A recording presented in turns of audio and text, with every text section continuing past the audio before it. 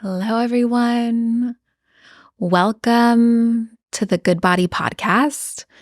My name is Amanda Picken, and I'm the founder of the Good Body Wellness Clinic, a holistic wellness center in Austin, Texas. And my wish is for everyone to embody their healthiest, happiest, highest selves. And my hope is that the conversations and discussions we have on the Good Body podcast will serve as guidance and inspiration towards that path towards embodiment. I am so excited about my guest today, Melinda Armstrong. She has become a wonderful friend of mine, and you are so multifaceted. As I've gotten to know you over the years, I am just constantly surprised. She is a fountain of wisdom and light and compassion and strength, and she is a women's empowerment mentor. She has an incredible background we're going to learn about. She's a businesswoman, a wife, a mother, but today I think we're going to talk about self-care and burnout and breaking some myths about the modern day woman having to do it all. So welcome, Melinda, to the podcast. Oh, thank you, Amanda. I'm so honored to be here. And let's dive into all things myth busting because there's so much out there, right? Mm-hmm. So where would you like me to start? So I would love to hear. Let's start a little bit with your story. Okay. And what led you on this path sort of awakening, of questioning how you were operating in your own life. Sure. I know you have a pretty incredible story to tell. Yeah. So maybe let's start there. Okay. How much time do we have? I know. So Reader's Digest version is, I always like to just share with people that only child, and parents had me when they were super young and just weren't awake, or, they really led by a heavy hand and harsh words. And, I just to kind of sum it up, when I was 16, they had beaten me up so badly that they got arrested and I ended up in a children's shelter. And so just had the opportunity to kind of flounder during my teen years and try to identify as not a victim, but somebody who needed, love and attention. Fast forward to about 24, and a dear girlfriend of mine had invited me to a meditation class, and I didn't know anything about meditation. And after the first class, I was like, oh my goodness, this is amazing. This is love. This is self-love, right? And so regardless of what your experiences have or have not been with meditation, anything that allows you to connect to you, the true essence of who you are, is something that you can cultivate.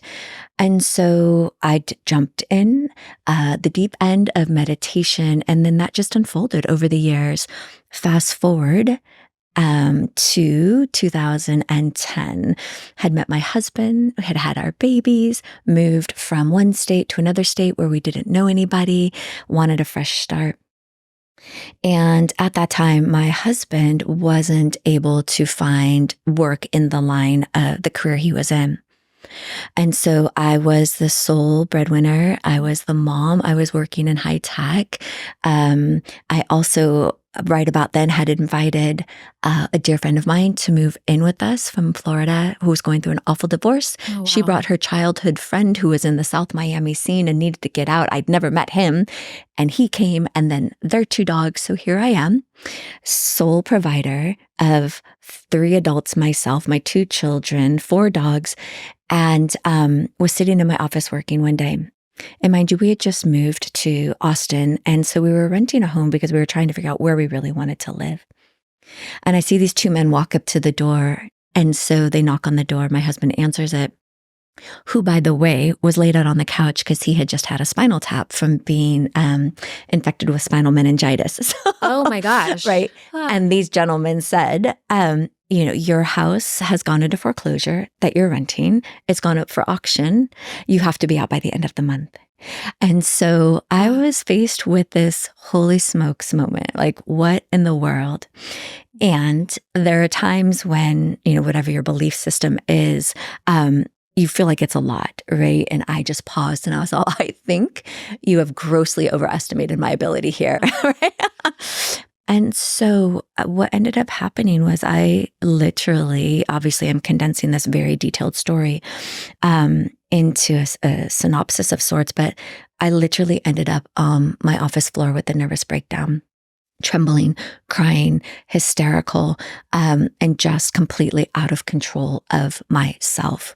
It was a lot to carry, and it was almost like a burden, but it was something that I had created, right? Trying to help others and my family. And so during that time, what I realized, it was a bit of an awakening, is I had really fallen away from my practices that had led me, for so many years. My meditation, my spirituality had gotten super deep. I was also going to church to find, different ways to interact with spirit, God, guide, source. Ways to tap in. Mm-hmm. And after we had moved to Austin, that all just kind of went by the wayside. And so fast forward, so at that time, I realized I couldn't do it alone, and I reached out for help and support. So called in some mentors, called in some guides that could lead me through the experience from, a regular practitioner of mental health. So worked with a therapist, worked with a somatic body practitioner, worked with just a whole slew of people, even a spiritual mentor to kind of get me back into coherence. And then, so from 2010 to 2016, I was doing really great, was climbing the corporate ladder, and ended up at a place where I had completely burnt out, but to the point where, busting the myth, I thought the more that I did, the harder that I worked, the more that I achieved, the more that I made, the better things would be. But in the meantime, I had completely self-sacrificed who I was and who I stood for. And that landed me in the emergency room with debilitating stomach pains, which they then hospitalized me for 5 days and had an oncologist come in on day 3 to tell me that they thought I had colon cancer. To which I was like, wait a minute here. What? I thought I just had really bad stomach pains. All in my insides were completely inflamed. And the really interesting thing about that was this was on a Thursday, and I was going to give notice on Friday because I had found a new role. I was working 18 hours a day. I could no longer sustain that career path of sorts. And it's so interesting how your body, if you don't listen to the gentle whispers, she will start screaming. She will. To get your attention. Oh, yeah. Yes. Yes. And that was her basically screaming at the top of her lungs. And, the timing is so interesting. So as I was laying in the hospital, like on Friday, I was like really, I was giving notice today. And so that really was another wake up call.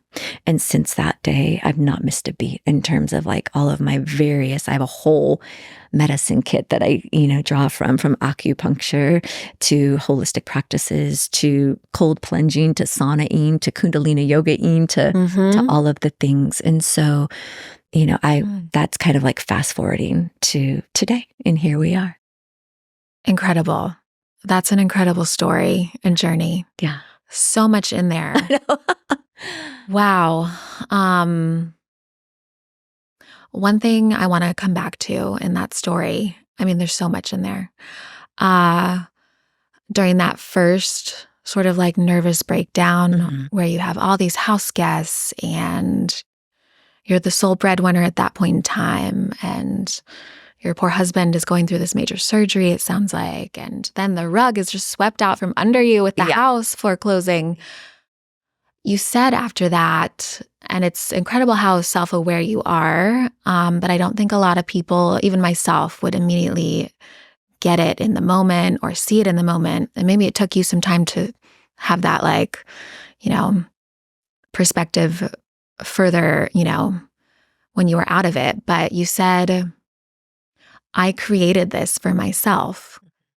And I think a lot of us, when it feels like the world is closing in and the walls are caving in, we forget that we probably did create these circumstances for ourselves. Yeah. And I think that's a big piece of the puzzle in terms of like awakening, accepting that, taking responsibility for it, seeing where you let some energies in, seeing where you're letting your energies leak. But I just find it to be so impressive that you could see that then in the moment. Yeah, it's really the question you can ask yourself. It can be posed two ways. Why is this happening to me? Yes. Or why is this happening for me? Yeah. That's a game changer, shifting mindset. Because I think that's the ego or personality's go-to. Why is this happening to me? But that leads to the bitterness and the resentment. Totally. And those are totally unproductive emotions. Unproductive, yes, but meant to be honored as well. Sure. Right? Because those emotions. They're human emotions. Yeah. And so the choice that we have is, can we be present with those emotions and see what they have in terms of insight and awareness? Or can we let them control us?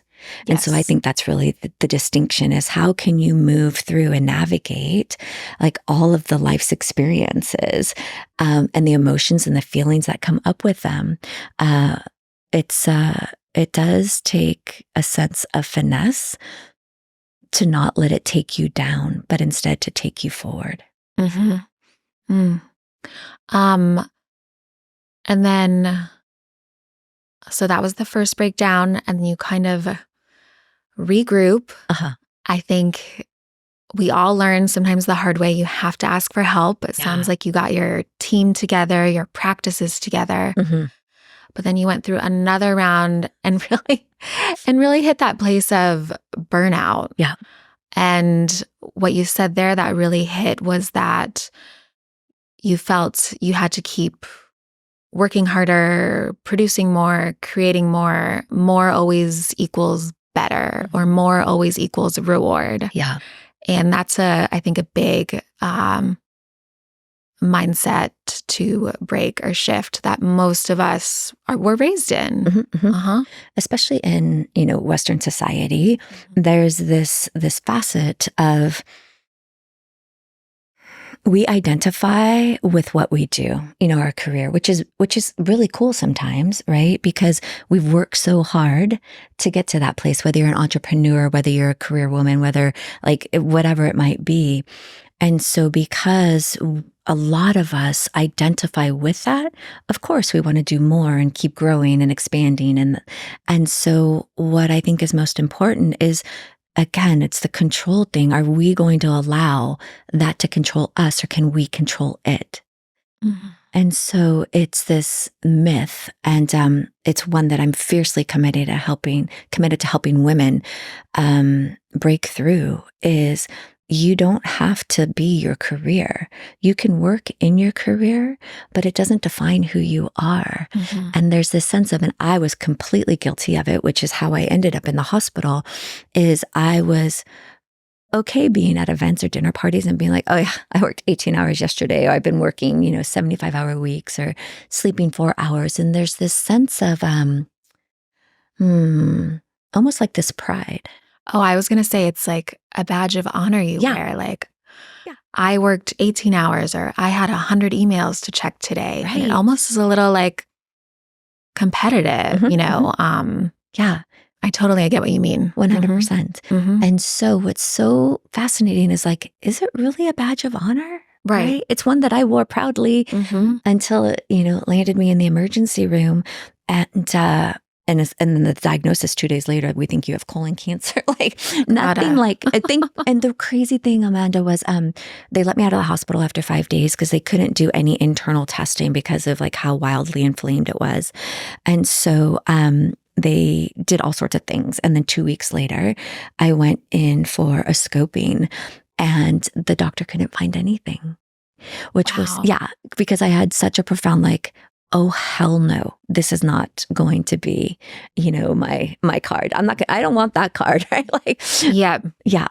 And so from that moment on, I, made a commitment to myself that it doesn't matter how many hours that I work, right? Because I think what was actually, now that I'm speaking this out loud, I think what's more interesting to people is when you are successful in whatever your occupation is, and you're like, oh yeah, I did that, but I also went on vacation, or I also, work out every single morning, and I have a devotional practice, and I also go, I'm offline by 6 p.m. and I get 9 hours of sleep. I think that will make people lean in and go, really? Oh, How are you yeah. doing that? Mm-hmm. Versus saying, oh, I worked 18 hours and I'm so stressed. Yeah, I'm not interested in how you line that day up. I'm like, how do you line up your mornings when you get your workout in Yeah. and your, time with your son and all these things? Yeah. Really incredible. And then I want to dive more into I've been following Melinda's work for a while now, and we'll get into some of these teachings and concepts. But I feel like we do have to just like double down on how the body will let you know. Mm-hmm. It is so wise beyond our, simple little minds. Yes. And like you said, she will whisper. Mm-hmm. She'll give you a nudge on the back, and she will eventually scream. And it doesn't have to be, I guess what I'm trying to say is emotions and stress will cause as much disease and inflammation as, say, an external pathogen catching a virus or something like that. And when we, like you were saying, we have to honor these human emotions. You're allowed to be angry, or you're allowed to be anxious. Yeah. But when those when those emotions stick around in the body, they're inflammatory. Just like sugar, alcohol would be. Right. They inflame the body. It's incredible. It is. And I'm just caveat, I'm not a doctor, but I have an amazing functional doctor that I work with, because what I want the audience to know is you don't have to end up in the hospital. Like, some people are like, oh my gosh, that would never happen to me. I'm not that stressed. You probably are, but you're just not listening to your body. Like, and how do you listen to your body? When you get in the car, do you automatically turn on the radio or get on your phone, right? When you are going for a walk, are you really going for a walk? Or are you just being outside and then on your phone, listening to a podcast, talking on the phone, right? There's so many distractions that you have to be so intentional to just give her the opportunity to talk to you and to listen.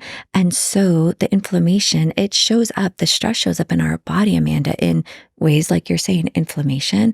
It can show up as insomnia. It can show up as weight gain. It can show up as weight loss, right? There are so many symptoms of stress and burnout and overwhelm that, your gut issues. Do you really have some sort of genetic, gut thing going on? Or is it really what you're creating in yourself? And so I think that, to your point, is really just pay attention. And I could, like I say, I can't promise, but I can almost guarantee that anything that's going on with you physically can be supported by tuning into your body and doing certain practices, whether it's holistic, whether it's nutritional, whether it's physical, mental, emotional, spiritual, that you will be able to move beyond what your current circumstances are. Absolutely. I agree entirely.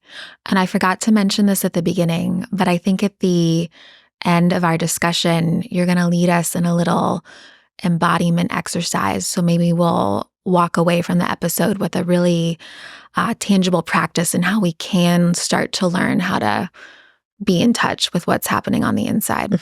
So I'm really excited for that. Yeah, me too. Okay. So let's bust a few more myths. Let's do it. I know in your work, you're busting the do-it-all myth. And I think probably, especially your generation and my generation of women have definitely been raised to do it all. Career women, but we're still trying to be wives and mothers and keep a home and all the things, keep ourselves healthy, all the things. So what is your new outlook on doing it all? Yeah. Yeah. I don't want to. Yeah. Me neither. Yes. And there was a time when I felt as though I had to. And so just a few examples of how I orchestrated in my life. I told my husband, I can't cook anymore. I just can't make dinner anymore because, I'm working. Mhm. He is his career allows him to get home like around 3 or 4 in the afternoon. And so I literally was like, no more, I'm done line in the sand. And he didn't know how to cook. So it was a little bumpy. My children were like, oh, what's happening here? And it's probably been 6 years now. He does the grocery shopping every week. Wow. He does, he makes all of the meals every night, and the nights that we don't go out, of course. And so that was one of the no, I'm done. Now there's people that love to cook, and I do not love to cook. Sure. Yeah. If that's your passion and joy, then cook away. Yeah, cook away, love. But it's not one that I enjoy. Mm-hmm. And so that's just an example. The other one I think might resonate with moms is, when you have children, there's the opportunity to be the room mom. There's the opportunity to be, come in every week and do certain things.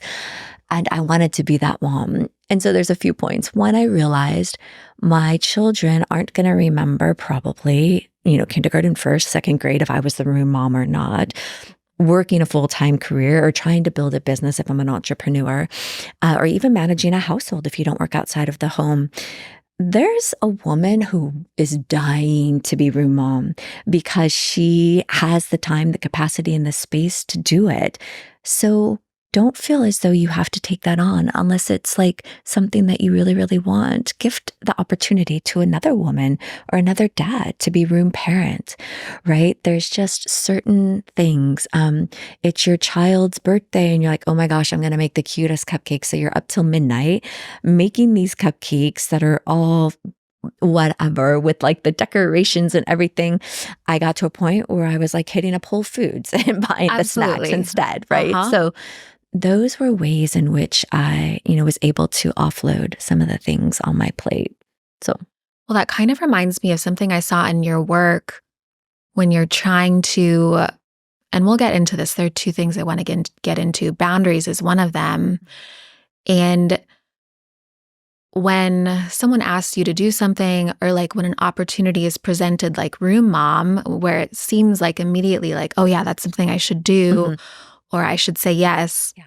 Pausing and taking the time to ask yourself, is this something I need to do? Yeah. Is this something I want to do? Is this going to help serve me or, my family? Is it worth my time and energy? Yeah. And that pause is important to break the yes, yes, yes. Yeah. I'm so glad you brought that up. The power of saying no. Yes. So I would love to dive into this, the power of saying no. And then maybe with that, I want to talk about people pleasing. Sure. Yeah. Oh, one of my favorite things to work on with women is enabling and empowering them to say no. And you don't have to do it in a way that's mean or rude. You can just say, oh, I'm so sorry that doesn't work for me.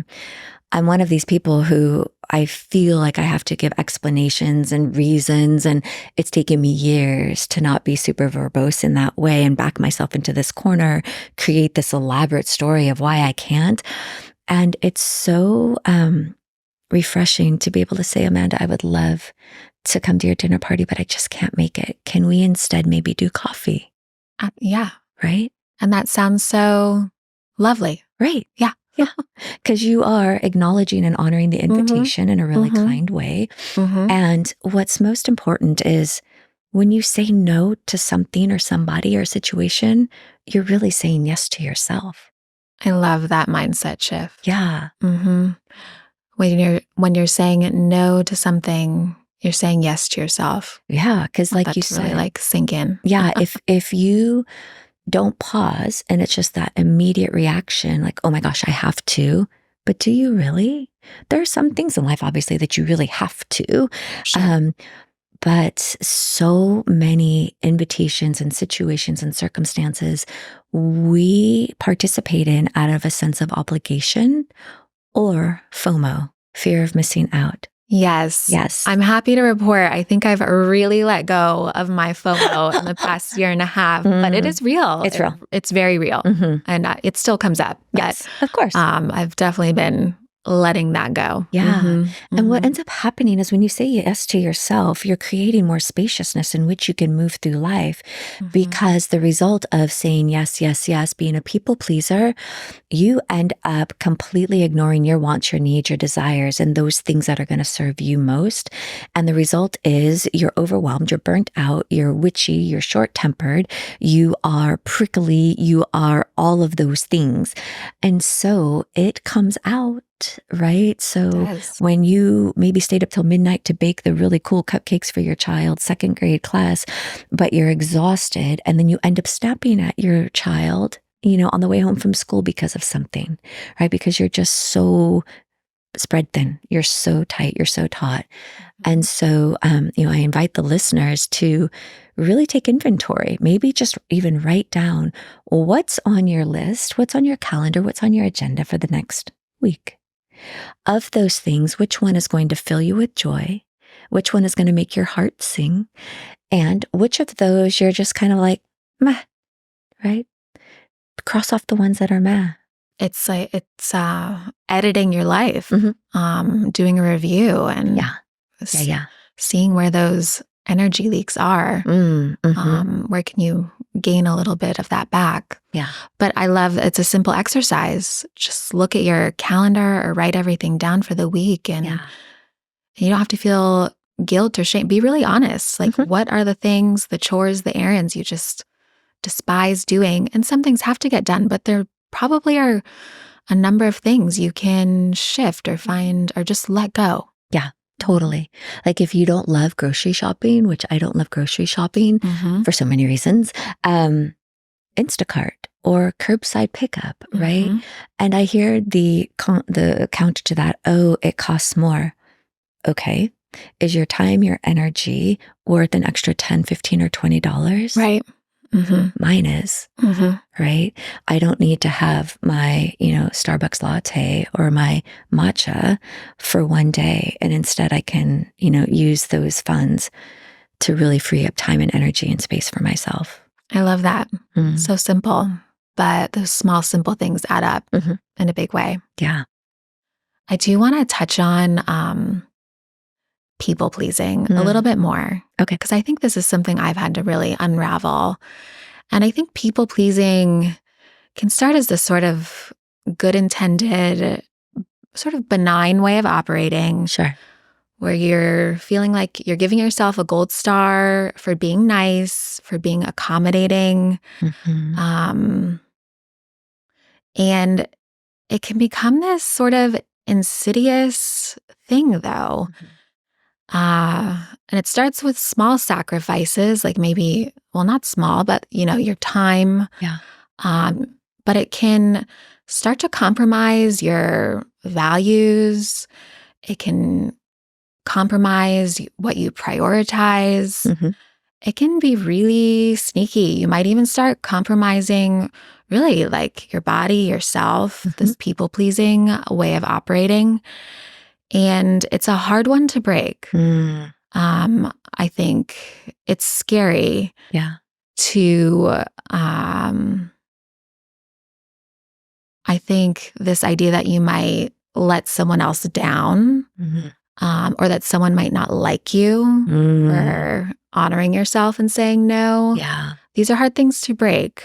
Agreed. And we've started to touch on it. But I do think, especially people who are a little more sensitive and empathic, I think it can be even easier to fall into a people-pleasing pattern. Yeah, for sure. Yeah. I can kind of jump in and share, like, as somebody who wants to be liked by everybody, right? Sure. If somebody doesn't like me, I so relate to that. Yes. It's hard. Yeah. It's so hard. Yeah. But then on the flip side of that, do I like everybody? Right? And so, wow, there's so much there to unpack. The people pleasing, you're right. You can self-sacrifice your time, your energy. It can also put you in situations that can be really compromising. It can. Right? Mm-hmm. If you are not able to say no for whatever reason. Mm-hmm. The people pleasing, it's disingenuous. I think sometimes people can feel it if you're not being sincere and authentic. For me, I'm a helper on the Enneagram. So I'm always like, let me help fix this and let me be there to support you. And what I've come to realize is it's almost the same thing. Like, does it fill me with joy? So like if I have a girlfriend who's not feeling well, I will probably go and buy her flowers, leave them on her doorstep and just send her a quick text because that makes me feel good. Does it make her happy? Yes. The thing about people pleasing at work can be really dangerous, right? Because then you're setting yourself up for working more hours or burnout. And so the ability to set boundaries in a way in the career world or even as an entrepreneur is super powerful. The one about putting yourself in compromising situations, if you are on a date and you don't want to say no to somebody, we know where that can lead. Taking it even more to an extreme, which I also, support young girls, and I'm a martial artist. And so I do self-defense stuff. When you're in a hotel, it's late at night and you're waiting for the elevator. The elevator opens and there's a guy standing in there. You don't want to upset that person. You don't want to seem rude. You don't want to offend them. Yeah. So you get in the elevator. What might happen? Right. Instead, all you have to do is that elevator opens and you get something. Your intuition never lies. And you just say, oh, actually, I'm waiting for my husband, or I'm waiting for my group of friends. I'll catch the next elevator. Yeah. It's incredible, though, how that need to not offend them can take over. Yeah. But you're so right. It's simple. Yeah. There are ways to do it that aren't, I don't know, offensive or combative. Yeah. You bring me any situation that you're faced with, like a wedding or a career thing or like anything, and I will give you a line to get you out of the situation, and you will be like, oh, that was so easy. I know. I love it. You're able to turn all these situations into just like the super easy, elegant way to reframe it or get out of it. So I'm just feeling like anyone who resonates with people pleasing, or maybe you need to set up better boundaries in your life. I feel like when you start doing these simple practices, saying no more, honoring your boundaries, your energy, your time, you're starting the process of rebuilding trust with yourself and rebuilding trust with your body. Yeah. And you're regaining a sense of safety within yourself. Yeah. And I feel like that has to happen first before you can then start activating and really calling the energy in. But that's a lot of what my process has been like. Really regaining the trust, honoring myself, feeling like the body is now also trusting how we are operating too. And then I feel like the energy centers come back on board. Yeah. And that's so beautiful that you brought that up, because what you're also talking about is nervous system regulation. Yes. Right. And so right now that's kind of like the buzz is that is very buzzy right now. Yeah. Right. But it's so good. Yes. Because when we operate from the place of going, bigger, badder, faster, harder, stronger, people pleasing, not setting boundaries, overextending ourselves, our nervous system doesn't feel safe, right? Our nervous system is, you've got the parasympathetic and the sympathetic nervous system. So you're either in freeze, flight, or fight, flight, or freeze. Yeah. Right. And so one of the things that you can do very simply is if you start to feel yourself spinning out of control or being overwhelmed, our vagus nerve, right, kind of comes down and into our body. Just closing your eyes and putting your hands on your belly and just telling her she's safe, because there is no saber-toothed tiger. Right? That is so deeply ingrained from generations and generations and eons ago, that's what kept us safe was when the saber-toothed tiger, popped out, we could go. There is no saber-toothed tiger other than the energy of that threat that we create in our space and in our life day after day after day. Mm-hmm. And so, like you said, where can you start to tease apart the ways that you're not being in touch with yourself, whether it's career, whether it's family, whether it's saying yes, the people pleasing? Because the most important thing is you, because nobody else is going to take care of you. Nobody else can regulate your nervous system. I mean, you can have practitioners, like I work with you in that regard with your practice. And so the other piece I do want to just pause and share is be aware that as you start to do this more and more, people may start to fall away that are in your inner circle. Oh my goodness. It's, I think, one of the most, it's kind of this cliche thing that everyone says will happen sort of when you're awakening and honoring yourself, but it absolutely does happen. Yeah. People just sort of fall off. And it's not even, you don't even have to be intentional about it. It's wild. Yeah. It's been happening in my own life. Yeah. And not even, no bad intentions. People have moved away, or these social groups kind of just dissolving naturally. Yeah. It's been so interesting. Yes. But it can be, in this process, the work it can be a little lonely for a little while. But I do feel like if some things are dropping off, it means you're making space for something new that's more aligned and come in. Yes. Yeah. The analogy is like a shopping cart, right? You fill it with all kinds of things like soda and chips and candy and cookies and all the yumminess or whatever it might be. And your shopping cart's very full. And then you start to say, you know what, actually, maybe I don't want the soda, or maybe I don't want the cookies. And so as you take things out of the cart that no longer serve you, you can be like, oh, look at those fresh berries. Yes. Or, look at that, whatever, gluten-free something. Oh, yes. So exactly to your point, as you start to create that space, more and better comes in. And one of my favorite lines is, your vibe attracts your tribe. Absolutely. Yes. So as those people, the gossipers, or the ones that are energy vampires, or any of those things, they start to just kind of fade into the background. Don't take it personally. They need to go be, in their own experience so that you can create your own beautiful, magnificent experience, whatever that might look like. I love that. 2 more things I want to touch on. I want to talk a little bit about, and I feel like we started to do this, getting back in touch with your intuition. I've seen this come up in your work, and I think when we're not honoring our boundaries, when our energy levels are low, people pleasing, we're not in touch with our intuition. And I see people even on social media, when this comes up, it's like, well, how do you get back in touch with it?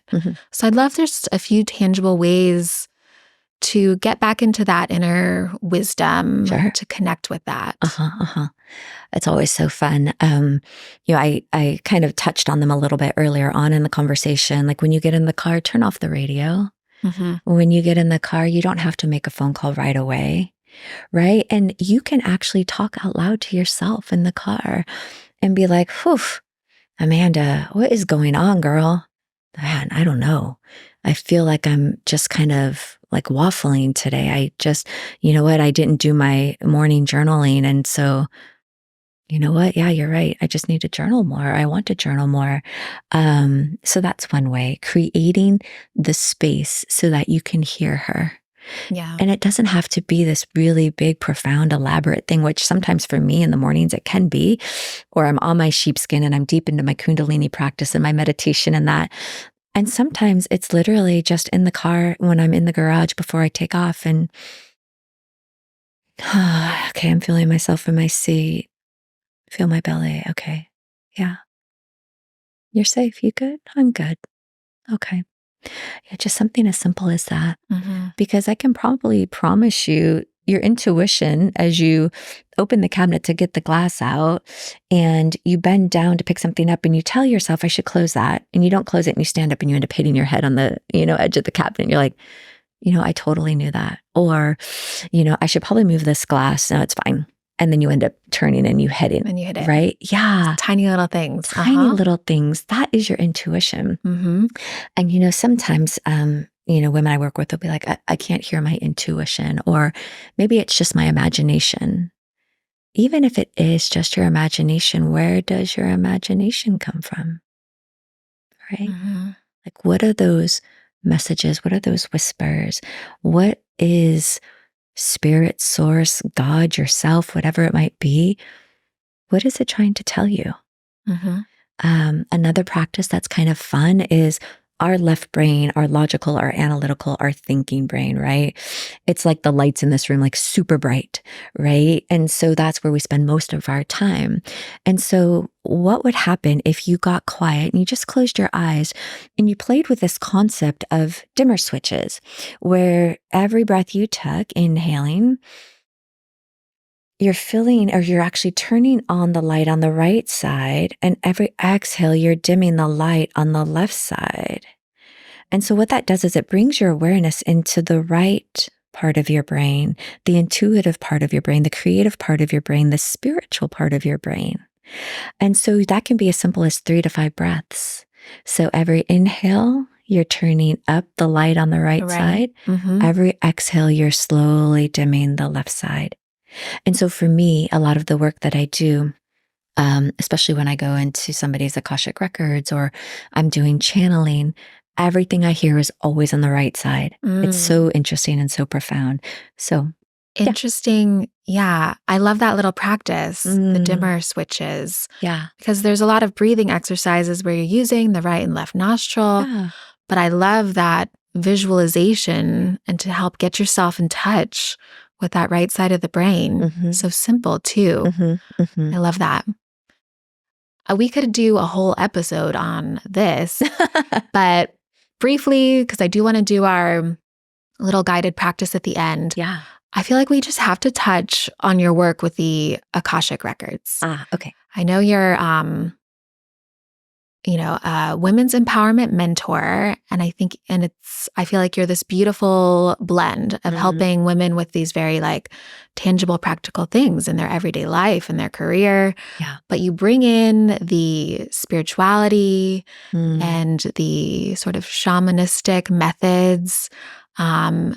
And you have this gift. It's a gift to tap into the Akashic Records. I've had a session with Melinda, so I've been able to experience this myself.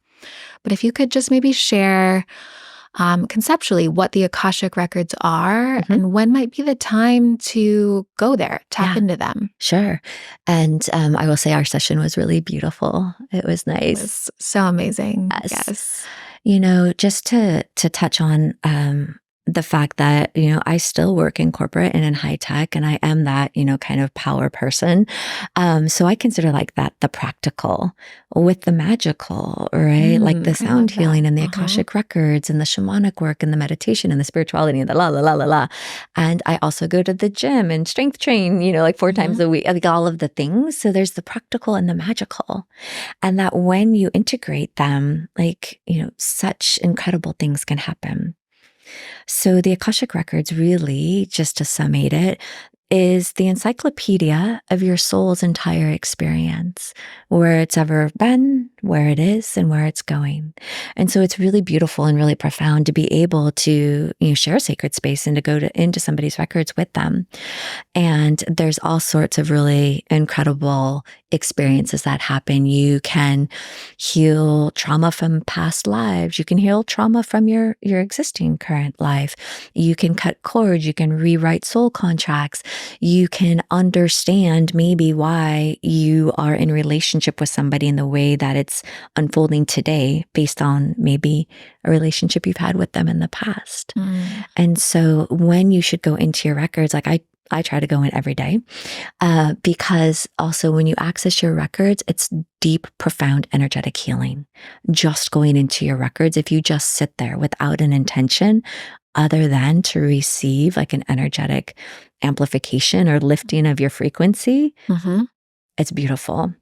But more often, women find their way to me when they are burnt out, they're overwhelmed, they're really struggling with where they are in their lives. Just had a session yesterday with somebody who is dealing with aging parents who are out of the state and recently engaged, and where she is in a career shift. And so when she came to me, I don't ever look anybody up. I know nothing about them usually, even if they're a personal referral or somebody I know.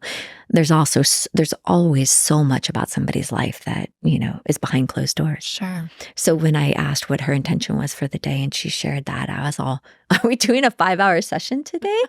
But what was really amazing is in the time we had together, it really addressed every facet that she was trying to get insight and clarity on. It was really profound. And so, yeah, that's a little bit about the Akashic Records. I love that. We'll have to have you come back and really dive into that. But I do feel like once you're on this path of, maybe becoming more conscious or waking up or honoring yourself, it seems to be a natural sense that you are so much more beyond this sort of recent sort of physical manifestation. Yeah. And there's a natural curiosity that just comes up, and you do start to wonder how past lives might still be imprinting on you in this one. But I'll just say I gained a lot of clarity and direction from our session together. And we did discover this sort of energetic cord to a trauma in a past life or incarnation.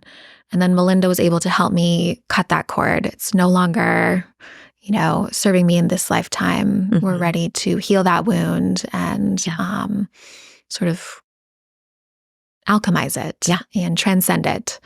So it was a really beautiful session together. So I can't thank you enough for that. It was an honor. Oh. Yeah.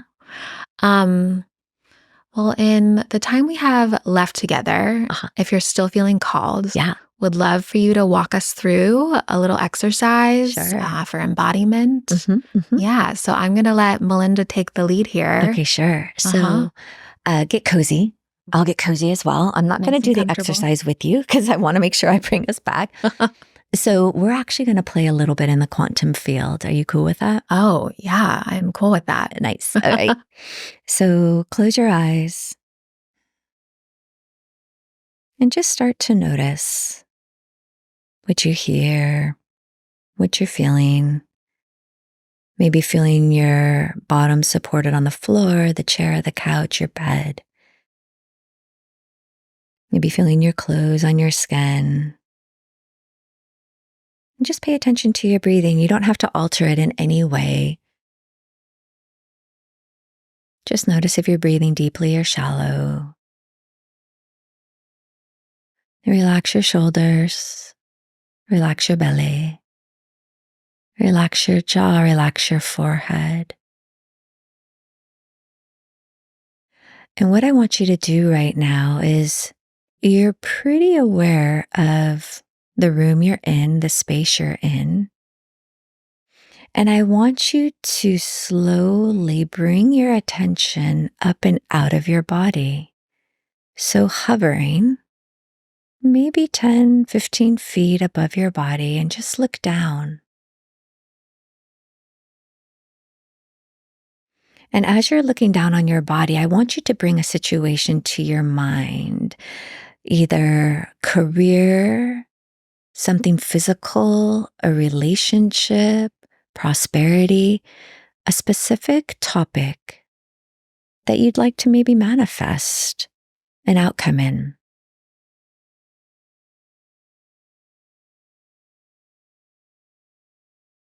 Okay, good. Now, in the quantum field, there is no separation. There is no here, there, now. It's all happening simultaneously. There is, again, no separation. But we're going to do a little time hopping. And so from this place, hovering above your body on 4/4/2024, I want you to look ahead or to find that timeline where what you're wanting to manifest is already happening. The health, the relationship, the career, the business, the prosperity. So look for that on your timeline. Where is it? And now that you have found it, I want you to start floating towards that experience, that situation, that reality in the quantum field. And I'm going to count backwards from 10. And as I count backwards, you're going to get closer and closer and closer. That's 10, 9, 8, 7, 6, 5. You're right above yourself now. 4, 3, 2. Drop into your body in that space, in that time. So from this moment, you are experiencing exactly what you want: the perfect health, the filled bank account, the loving relationship, the promotion, the successful business. Whatever you chose, it's happening and you're experiencing it right now. And I want you to look around. What do you see? Where are you?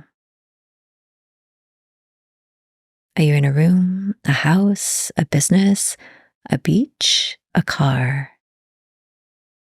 What are you noticing? And in this space, I want you to listen. What do you hear? Do you hear waves crashing? Do you hear traffic? Do you hear the sound of your lover sleeping next to you?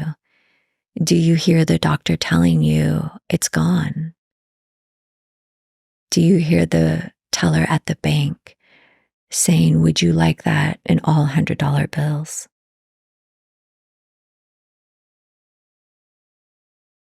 And in this space, what do you smell? Do you smell flowers, perfume, delicious food being prepared for you?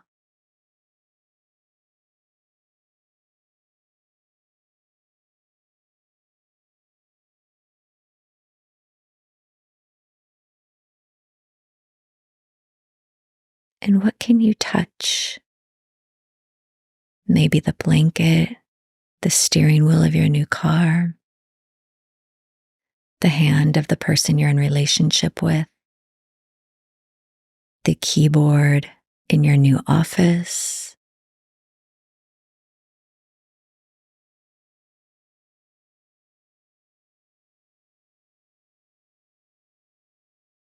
And what can you taste in this space? Are you tasting salty air? Are you tasting a delicious beverage? Tasting the food? Tasting the latte? And now what I really want you to pay attention to is, how do you feel? Do you feel enlivened? Do you feel relieved? Do you feel love, joy, excitement? Do you feel satisfied, relieved, giddy? What are you feeling in this space? What are you feeling in this experience?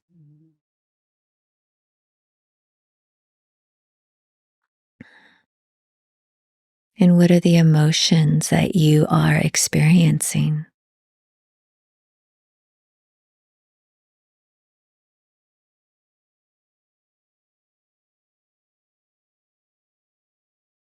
And now simultaneously, what are you feeling? What are you hearing? What are you experiencing? What are you tasting? What are you seeing? What are you touching? What are you wearing? Who's with you? Who's not with you?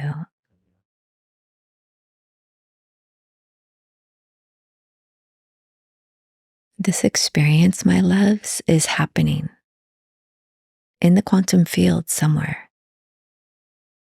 The fact that you can experience it in this way means that it is so. Take a deep breath. Exhale that understanding and that reality. And from this place of awareness, I want you to slowly float up and out of your body, hovering just above, looking down at yourself in that experience and all around. And now we're going to come back into your body, where you are in this time and space, April 4th, 2024, as I count from 10 to 1, slowly making your way back. That's 10, 9, 8, 7, 6, 5. You see yourself sitting there, laying there. 4, 3, 2, 1. Dropping back into your body in this space, in this time, right here, right now. And before you open your eyes, I want you to place your hands on your heart. Take a deep breath. Exhale. And bringing those feelings, those emotions, those signs, all of the signs, the sounds, the sights, the touching, the tasting, the smelling, into this experience right here, right now. And when you're ready, you may slowly flutter your eyes open.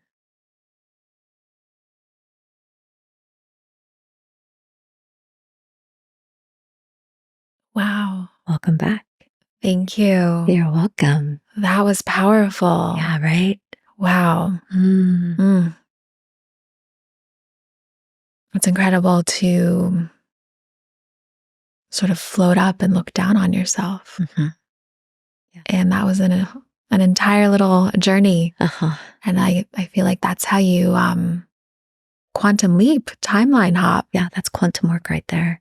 Incredible. And you can do it and sometimes I'm in those experiences for an hour with somebody. And the thing that you do is every morning, now that you've had that experience, you had those feelings, those thoughts, those emotions, what you were wearing, every evening before you go to bed, close your eyes and just do that little exercise. You don't even have to go up and out and back. Like, just call it to your mind, because what happens when you go to sleep, you have 6, 7, 8, 9 hours. You're not really doing anything. So why not plant that seed? You might as well. Yeah. Yes. Get your subconscious to work. Exactly. And your subconscious will work on all of that, the manifestation of that, the creation of that, all of the facets. And then when you wake up in the morning, when you start to stir, call in those feelings, those thoughts, those emotions. Oh yeah, that's what I'm wearing. Oh yeah. And start to embody that. And when you get out of bed, walk like that. Yeah, absolutely. What a way to start your day. Embodying the future you. Yes, exactly. That was so powerful. Yay. And such a gift to me and to anyone who is listening or tuning in. And maybe what we can even do, we'll launch the whole podcast, but separately post that at the end on YouTube or something. That way, if people want to use your guidance and repeat it as like a weekly practice, that would be amazing. Or daily. Or daily. I think we were there 10 minutes, right? Right? We can all find 10 minutes. 10 minutes. Yes. Yes. Thank you so much, Melinda. You're so welcome. Thank you. You are such a light, so full of wisdom. I encourage everyone to follow Melinda's work on social media. She puts so much good content out there. Let everyone know how they can find you and work with you. Sure. So my Instagram, i.m.melinda.armstrong. I am Melinda Armstrong. ... Beautiful. Yeah. I'll put that in the show notes. Perfect. And wishing everyone a beautiful day, a beautiful week, and I'll see you next time. Yeah. Satnam.